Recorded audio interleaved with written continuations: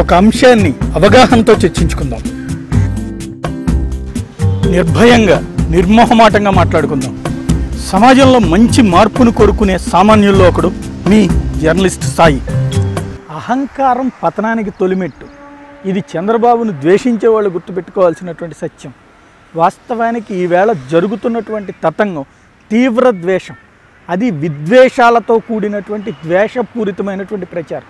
ఇది ప్రజాస్వామ్యానికి మంచిది కాదు, అట్లాగే సద్విమర్శకి, భవిష్యత్తు తరాలకు సంబంధించినటువంటి రాజకీయాలకు కూడా మంచిది కాదు.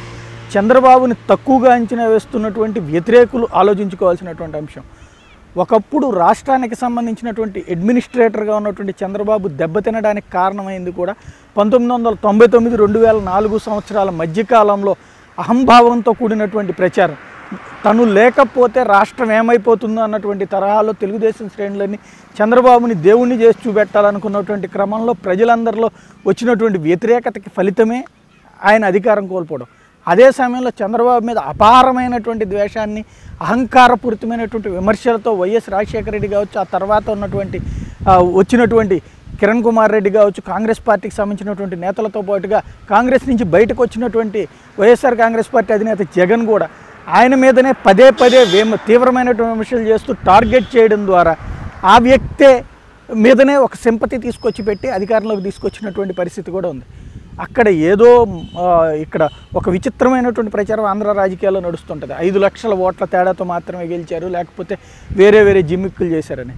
ఒక చోట 10 లక్షల ఓట్లు వచ్చి, ఒక చోట 50,000 ఓట్లు వచ్చి, రెండు కలిపేసేసి 10,50,000 అని చెప్పుకుంటే అది ప్రజాస్వామ్యంలో నవ్వుకోవడానికి తప్పించి పనికిరాదు. కోస్తా ప్రాంతంలో శ్రీకాకుళం దగ్గర నుండి చూసుకుంటే కృష్ణా జిల్లా, గుంటూరు జిల్లా వరకు కూడా తెలుగుదేశం పార్టీ హవా భారీ ఎత్తునే వచ్చింది.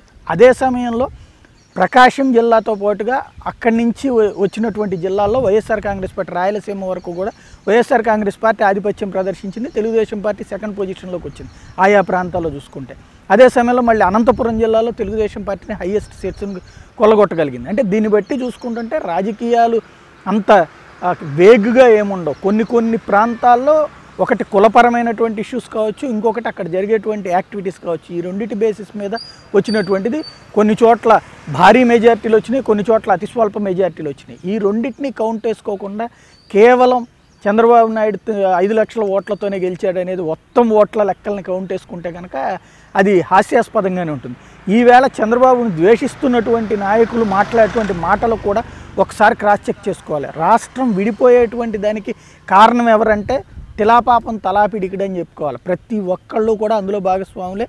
ఎవరు మేం కాదు ఎదుటోళ్ళు అని చెప్పేదంతా కూడా జనాలేమంత వెర్రోళ్ళు కాదు. ప్రతి ఒక్కళ్ళ కళ్ళ ఎదురుగుండా జరిగింది. ఎప్పుడో చరిత్రలో జరిగిపోయినటువంటి అంశం కాదు. ఈ తరం ఇప్పుడున్నటువంటి యువతరం కళ్ళ ఎదురుగుండా జరిగిపోయినటువంటి రాష్ట్ర విభజన. దాంట్లో అందరూ కూడా ఒప్పుకుని చిట్ట చివరిలో ఎదుటోళ్ళ మీద బ్లేమ్ గేమ్ నడుపుకున్నటువంటి వాళ్ళే.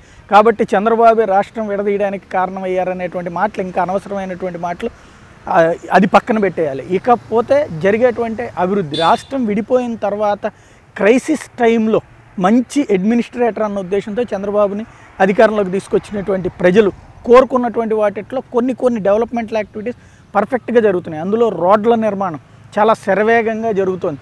రూరల్ ప్రాంతాలతో పాటుగా హైవేస్కి సంబంధించి కానీ, రోడ్ల విస్తరణకు సంబంధించినటువంటి యాక్టివిటీస్ కేంద్ర ప్రభుత్వ నిధులతో, పుష్కరాల సమయంలో రిలీజ్ చేసినటువంటి నిధులతో కావచ్చు, లేదా అమరావతి రాజధానికి కేటాయించినటువంటి నిధులతో CRDA పరిధిని పెంచడం ద్వారా చేస్తున్నటువంటి యాక్టివిటీస్ కావచ్చు.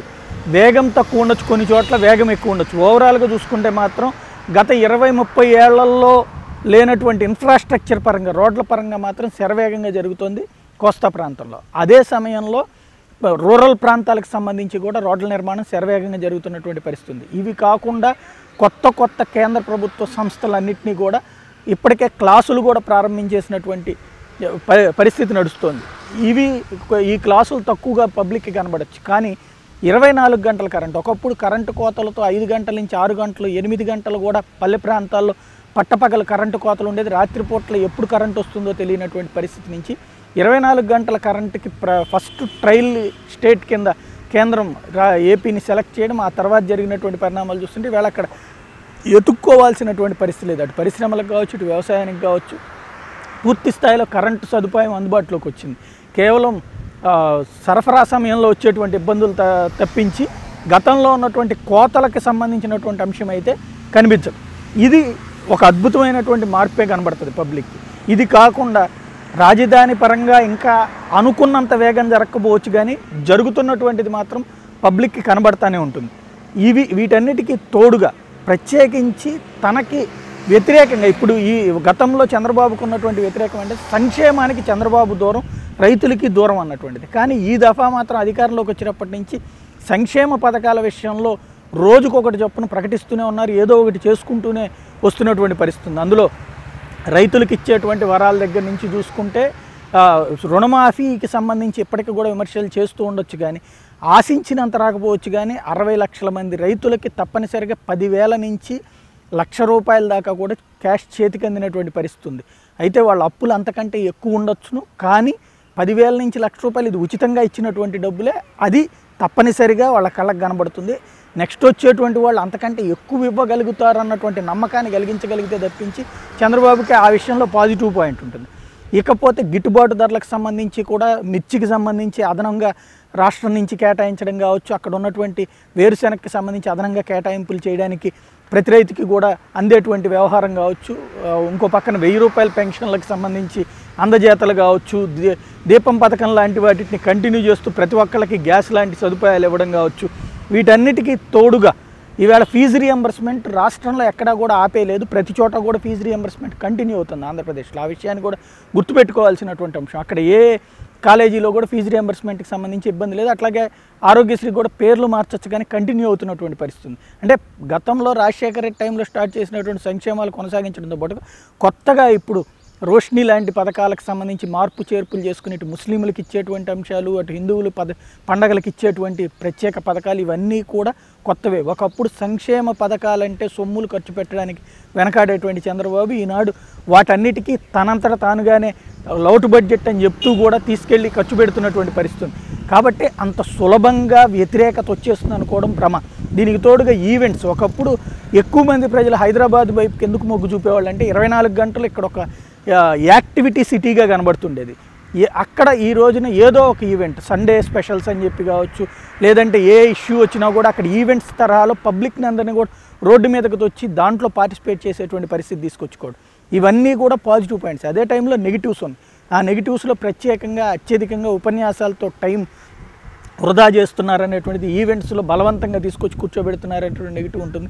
ఇంకొక పక్కన సంక్షేమ పథకాలకు సంబంధించి పెన్షన్ల లాంటి వాటిలో కావచ్చు, లబ్ధిదారుల ఎంపికలో కావచ్చు, హౌస్ ఇళ్లకు సంబంధించి కేటాయింపులో కావచ్చు, వీటన్నిటిలో జన్మభూమి కమిటీల పేరుతో పార్టీ కార్యకర్తలకు లేదా పార్టీని నమ్ముకున్నటువంటి వాళ్ళకి ఇస్తున్నారు తప్పించి ప్రతిపక్షాలకు ఇవ్వట్లేదు అనేటువంటి కావచ్చు, ఇవన్నీ కూడా విమర్శలు ఉంటాయి. ఈ మైనస్సులని మాత్రమే చూసి ప్లస్సుల్ని కనుక పట్టించుకోకపోతే చంద్రబాబుని తక్కువగా అంచనేస్తే చాలా ప్రమాదకరమైనటువంటి ఫలితాలే ఉంటుంది. ఇంకొక కీలకమైనటువంటి అంశం ఏంటంటే ఏ టైంలో తనకి ఓటింగ్ సరళి తగ్గుతుంది, ఏ టైంలో ఏ అదనపు బలం అవసరం అన్నటువంటిది లెక్కలు కట్టుకోవడంలో కూడా ఆయనకి తెలుసు. కాకపోతే 2004 సంవత్సరంలో చుట్టూ ఉన్నటువంటి వంది మాగదుల్ని, తర్వాత అధికారులు ఇచ్చినటువంటి తప్పుడు నివేదికల్ని నమ్ముకుని ఓడిపోయినటువంటి పరిస్థితి ఉంది. 2009 సంవత్సరంలో వేసినటువంటి ఎదురు తిరిగినటువంటి పరిస్థితి ఉంది.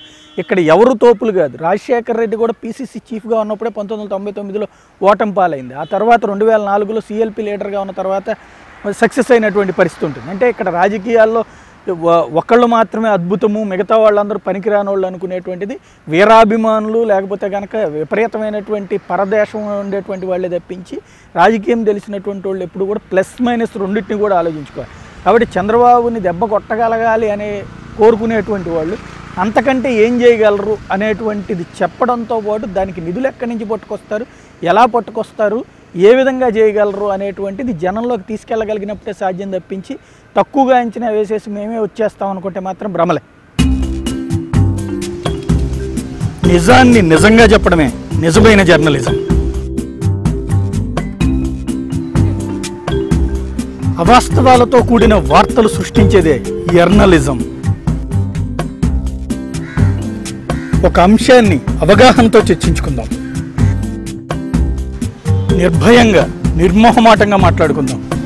సమాజంలో మంచి మార్పును కోరుకునే సామాన్యుల్లో ఒకడు మీ జర్నలిస్ట్ సాయి.